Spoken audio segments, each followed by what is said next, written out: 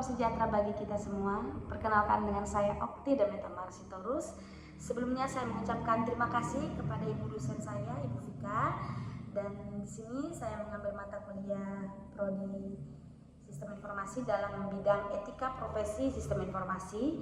Dan izinkan di sini saya akan mempresentasikan terkait tugas ujian akhir semester yang telah diberikan, yaitu menjelaskan tentang jenis-jenis cybercrime, penanggulangan dan kaitannya dengan Undang-Undang ITE. Baiklah, saya akan menjelaskan yang pertama itu ialah pengertian dari cybercrime. Cybercrime atau kejahatan dunia maya adalah tindakan ilegal yang dilakukan melalui jaringan internet atau sistem komputer yang menyerang individu, organisasi, maupun negara. Kejahatan ini bisa berupa pencurian data, penipuan, penyebaran malware hingga ujaran kebencian.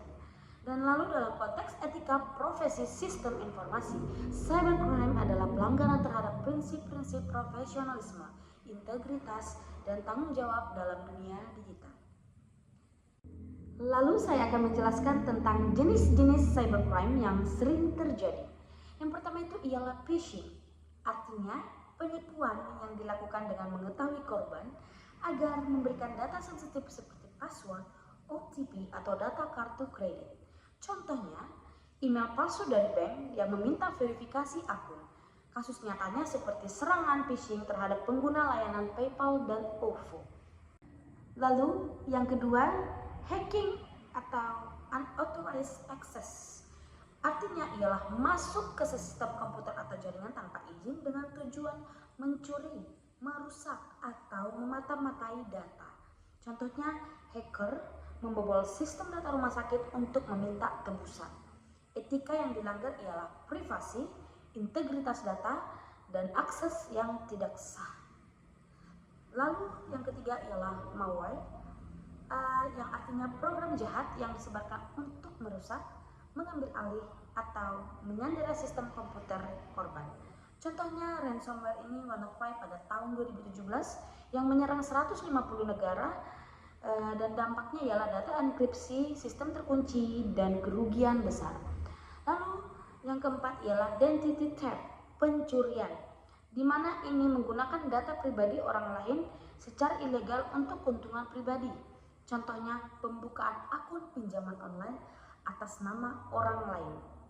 Yang kelima ialah cyberbullying dan hate speech, di mana ini merupakan perundungan dan ujaran kebencian melalui media sosial atau pesan digital. Dampaknya psikologis berat, terutama pada remaja dan anak. Lalu yang keenam ialah online scam atau penipuan online, di mana contohnya seperti investasi bodong, penipuan toko online palsu, undian palsu, kasus viralnya seperti penipuan TikTok affiliate baru-baru ini yang meminta transfer terlebih dahulu. Lalu bagaimana kita harus menanggulanginya? Di sini saya akan menjelaskan penanggulangan dan pencegahan cybercrime. Di era digital saat ini, data menjadi aset yang sangat berharga. Serangan cyber dapat merugikan perusahaan hingga miliaran rupiah.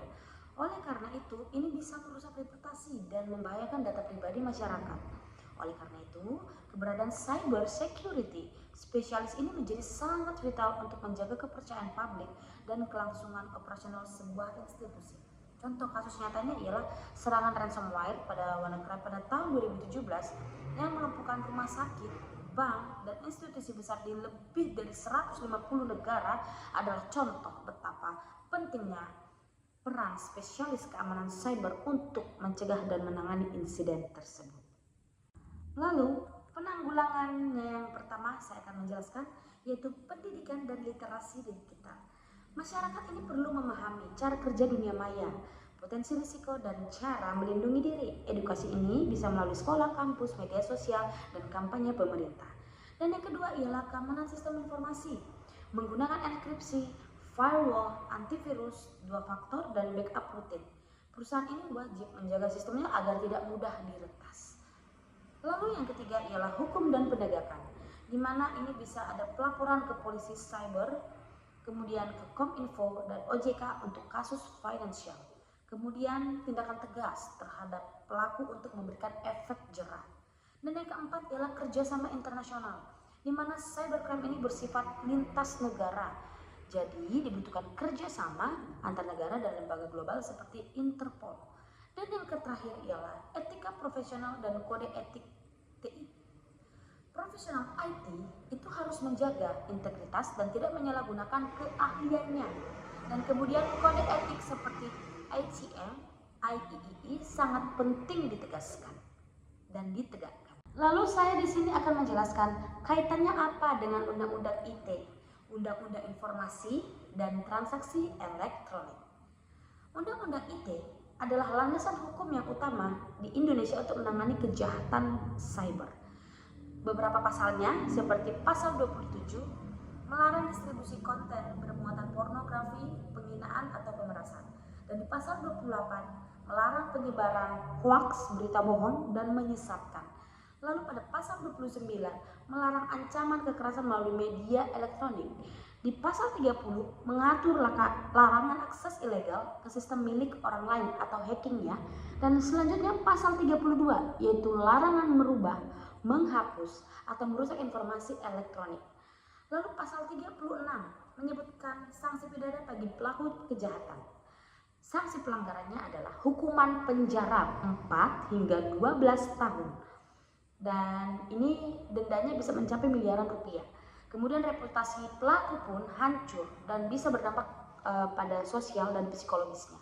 Baiklah, yang terakhir kita akan merangkum dalam suatu kesimpulan, yaitu cybercrime bukan hanya masalah teknologi, tetapi juga menyangkut moral, etika, dan hukum. Pencegahan kejahatan cyber membutuhkan 1. Kesadaran masyarakat, 2. Perlindungan teknologi, 3. Penegakan hukum, yang keempat, dan penerapan nilai-nilai etika di dunia digital. Dan sebagai mahasiswa ya, kita dan calon profesional IT, kita itu harus menjunjung etika profesi, mengedukasi orang sekitar, dan berkontribusi pada keamanan informasi secara bertanggung jawab. Baiklah, demikianlah presentasi yang dapat saya sampaikan. Mohon maaf apabila ada kekurangan dan kesalahan dalam perkataan. Saya sebelumnya mengucapkan kembali terima kasih kepada Ibu Vika selaku dosen saya selama 1 semester ini yang telah mengajarkan betapa pentingnya ilmu dalam etika profesi sistem informasi. Saya berharap Ibu selalu sehat dan bahagia selalu. Terima kasih.